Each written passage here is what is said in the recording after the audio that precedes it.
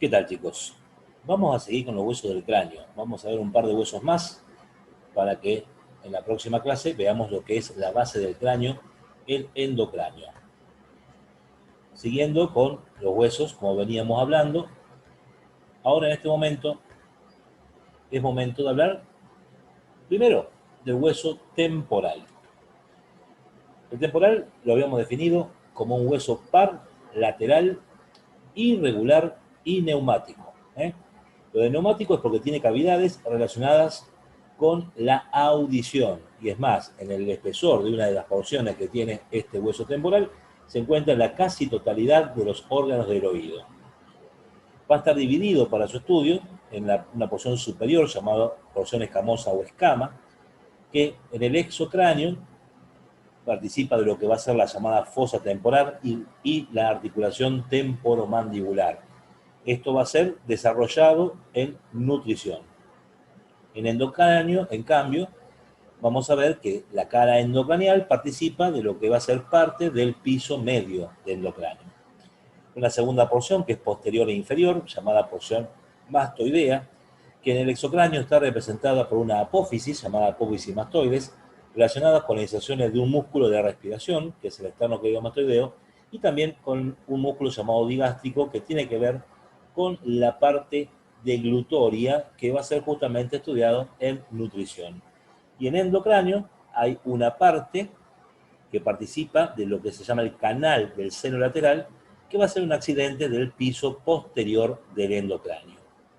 Y por último, una porción interna, quizás la más importante para describir, que es la porción petrosa o peñasco del temporal, que tiene una forma de una pirámide cuadrangular de base externa, vértice interno, donde en la base vamos a encontrar el conducto auditivo externo, partícipe del órgano del oído.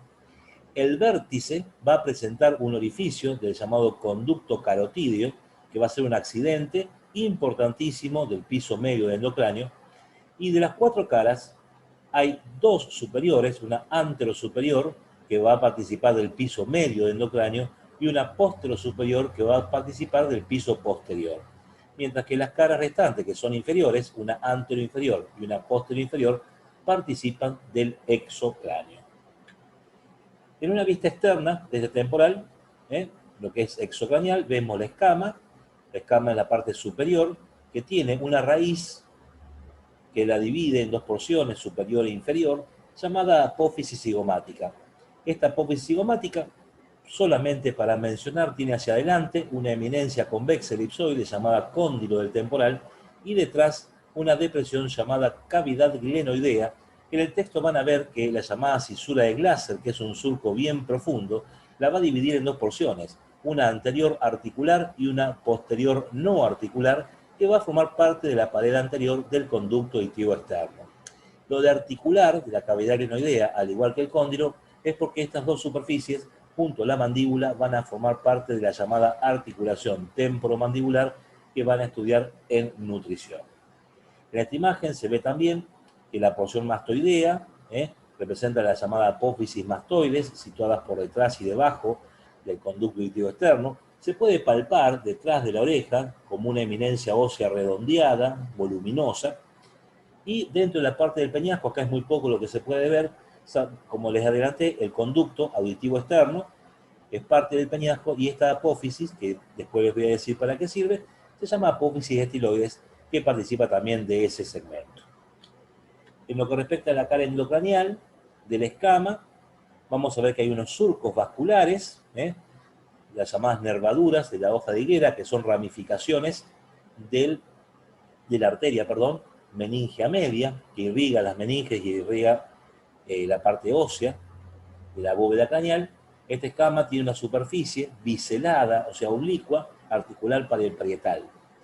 Acá vemos una vista interna del peñasco, que vamos a hacer un detalle más específico en otras imágenes, y en la parte posterior inferior, en la porción mastoidea, tenemos lo que se va a denominar el canal del seno lateral, que es parte de un canal más amplio que está dentro del piso posterior del endocráneo. En el peñasco está destacado, por ejemplo, en la cara posterior superior el conducto auditivo interno, en la cara anterior superior la eminencia del cuáter del tegmen timpani, pero repito, en otras imágenes lo vamos a ver con mejor detalle. Justamente, en esta vista superior, esta es muy importante, el peñasco, ¿sí?, muestra desde la vista superior, este es un peñasco derecho, que está recorrido a lo largo por un surco, llamamos, por un borde, que es el borde superior, que tiene un surco de un seno que no importa, que este borde superior va a estar trazando el límite entre el piso medio que se va a encontrar por delante y el piso posterior que se va a encontrar por detrás. En el vértice vamos a encontrar el orificio endocraneal del conducto carotídeo, donde ingresa una arteria que se llama carótida interna, y vemos la cara anterosuperior con todos accidentes que debemos saber, conocer y mencionar, ya que son accidentes que se van a desarrollar dentro del piso medio de endocráneo. Estos accidentes de afuera hacia adentro son el tegmen timpani, que es una superficie ósea lisa que representa el techo de la caja del tímpano, siendo la caja del tímpano parte del oído medio. Por dentro, la llamada eminencia arcuata o arqueada. Esta eminencia arcuata o arqueada es una saliencia producida por el conducto semicircular superior del oído interno. Luego, una serie de orificios, más o menos marcados según los cráneos, denominados en conjuntos hiatos de falopio, donde hay uno más grande siempre llamado principal y 2 o 3 accesorios, que son para el pasaje de nervios llamados petrosos. Y cerca del vértice tenemos una depresión llamada fosita del ganglio de Gasser.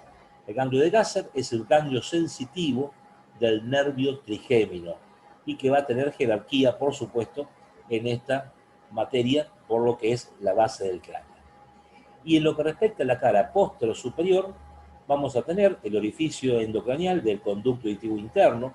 No tiene orificio exocraneal porque el conducto auditivo interno termina en un fondo que se relaciona con el oído interno, pero que va a dar paso a nervios, como el nervio facial, el nervio auditivo. Una depresión que se encuentra por encima y detrás, llamada fosa subarcuata, y una depresión llamada fosita unguial con un pequeño conducto del oído interno, que es el acueducto del vestíbulo.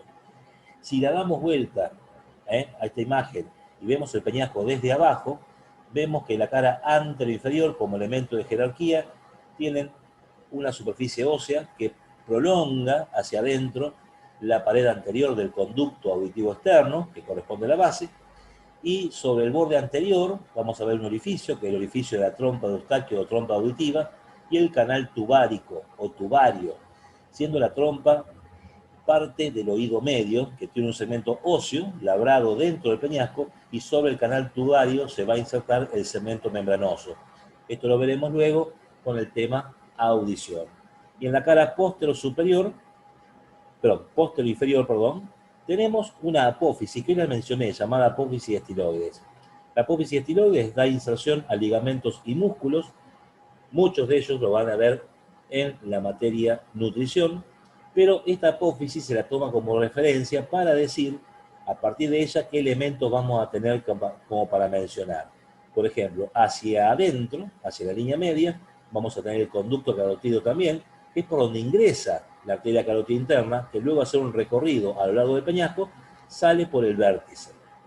De la apófisis estiloides hacia atrás y hacia afuera, separándolo de la apófisis mastoides, tengo el agujero estilomastoideo. Este agujero estilomastoideo está señalado debido a que por este orificio, luego de un recorrido dentro del peñasco, emerge, para seguir su recorrido, el nervio facial. Y detrás de la apófisis estiloides y el conducto carotídeo, una depresión llamada fosa yugular, que si bien es marcada, no tiene demasiada importancia por ahora. En lo que respecta al segundo hueso, que es el parietal, poco lo que podemos decir, pero hay algunos detalles que son de importancia. Primero, que es un hueso plano, par lateral, con una cara exocraneal convexa y una cara endocraneal cóncava, y de forma cuadrilátera. Esto muestra que entonces que tiene 4 bordes y 4 ángulos. El borde superior, por ejemplo, es bien irregular y con el parietal del lado opuesto en la línea media participa de la sutura sagital. O sea, el borde superior se articula con el parietal opuesto para formar la sutura sagital o interparietal. El borde inferior tiene una superficie articular biselada, que es para el escama del temporal, que ya le mencioné que también lo tenía. El borde anterior, también irregular, se va a articular con el borde circunferencial del frontal, la parte superior, para formar la sutura coronal. Mientras que el borde posterior, también irregular, dentado, se va a articular con el hueso occipital para formar la sutura parieto-occipital o sutura lambdoidea. Para destacar al final de los ángulos y bordes, los ángulos, que son antero-superior, posterior-superior, posterior-inferior y antero-inferior, todos ellos participan de esos puntos de sutura donde encontramos las fontanelas en los cráneos de los recién nacidos hasta el año y medio o 2 años de edad. Así, por ejemplo, el ángulo antero-superior participa por la unión de las suturas coronal y sagital del punto bregma. El posterior-superior, que coincide con la unión de la sutura sagital con la lambdoidea, el punto lambda. Y los ángulos inferiores, el anterior inferior como el posterior inferior, participan de los puntos de sutura que correspondían a las fontanelas laterales. El anterior inferior al terión y la fontanela ptérica, y el posterior inferior al asterión y por ende a la fontanela astérica. En la cara exocranial de este hueso parietal va a haber en la parte superior una eminencia, llamada eminencia ojiva parietal, que es donde se mide transversalmente el diámetro de la cabeza ecográficamente en el feto durante el embarazo y también en el recién nacido. Detrás de este aparece un agujero llamado agujero parietal que va a conectar exocráneo con endocráneo por donde pasa una pequeña vena. Y en el resto de la cara externa vamos a destacar dos crestas llamadas líneas curvas temporales o líneas temporales superior e inferior. Estas tienen que ver con la fosa temporal y la inserción de un músculo temporal que vamos a estudiar en nutrición. Y en lo que respecta a la cara endocranial, tenemos los mismos bordes y mismos ángulos, por supuesto. En la cara interna tenemos las mismas nervaduras de la hoja de higuera, esos surcos vasculares dados por las ramificaciones de la arteria meningia media, y cerca del borde y a nivel del borde superior un canal que en realidad es un hemicanal, porque el otro parietal tiene la otra mitad, para formar entre ambos el llamado canal del seno longitudinal o sagital superior, que también estaba en el frontal e inclusive va a estar en el occipital. Este canal del seno sagital o longitudinal superior contiene al seno homónimo, que era un desdoblamiento de dura madre con sangre venosa de retorno. Vecino a este canal tenemos el agujero parietal que mencioné previamente, que conecta exocráneo con endocráneo. Bien, con esto terminamos esta tercera clase, recordando que lo que dice énfasis en endocráneo es lo que ustedes tienen que estudiar para que cuando veamos la base del cráneo en la próxima clase lo puedan interpretar mejor. Nos vemos la próxima, chicos.